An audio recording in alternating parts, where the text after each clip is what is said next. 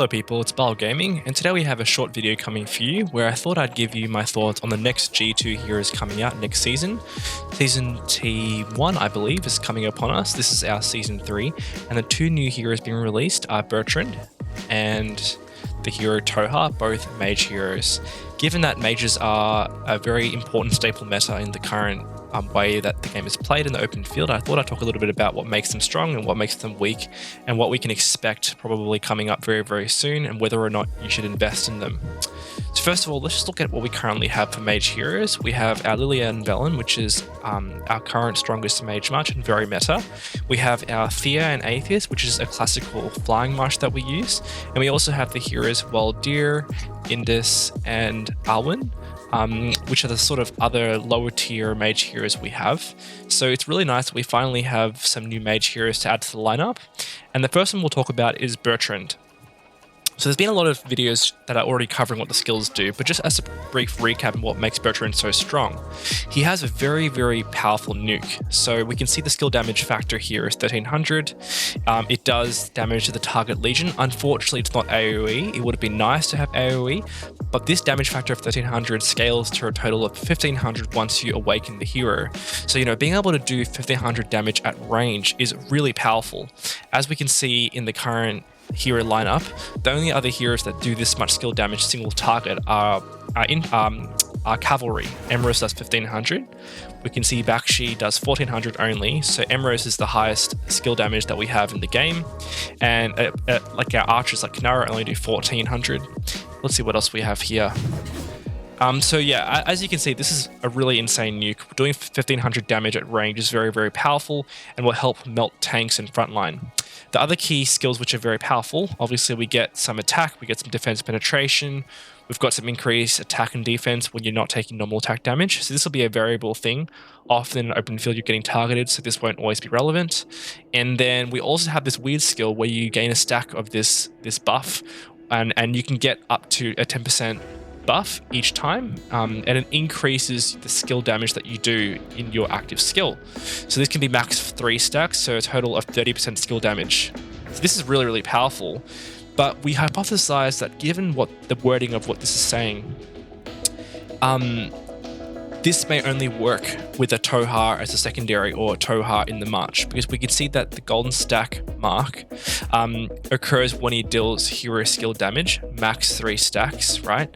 And so the hero march will only gain this for a total of 5 seconds, right? And then it consumes it. So it's quite possible that, given that a skill cycle is between 5 to 8 seconds, that you only really get one level of this before it gets popped. So how would we get more of this, get more hero skill damages to get this to a total of 30% before Bertrand fires his nuke? And so that comes in the form of Toha. So Toha is the other hero being released. It's a garrison hero, but also might be able to be used for the open field. We can see that every 5 normal attacks as a passive skill, not an active skill, he channels this ability, and this gives you 300 damage factor every second for 5 seconds for a total of 1500 damage factor.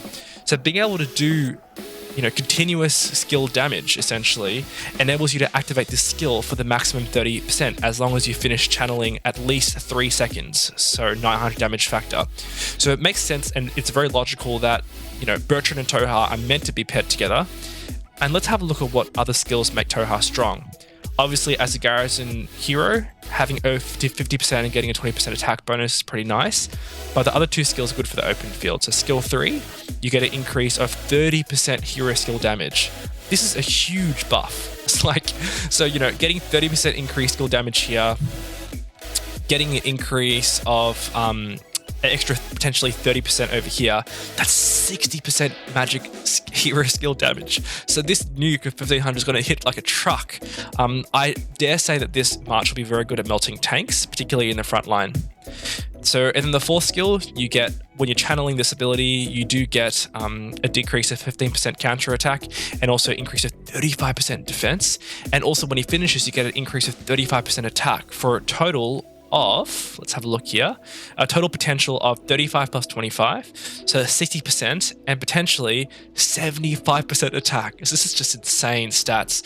So, the only problem with Toha is that if you move, you can see here, moving interrupts channeling. So you may not be getting the full benefit of this skill damage, but given how much stats is possible when Touhou is awakened, I dare say this March combination will still be very strong, even if you're only open to fielding.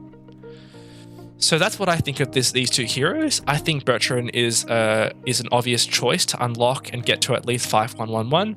Ideally, a 5-5-5-1 Bertrand configuration will be very, very strong, and it's what I'll probably be doing off the rip when I can unlock him in the next season. We know that we can unlock these heroes on the very first wheel, the special wheel, where you can unlock these two heroes and probably Goresh and Skogul if you haven't already. It does cost in order to guarantee the unlock, and it's something that I'm looking to probably be doing next season, meaning that I'll be able to run 3 to 4 very strong mage marches.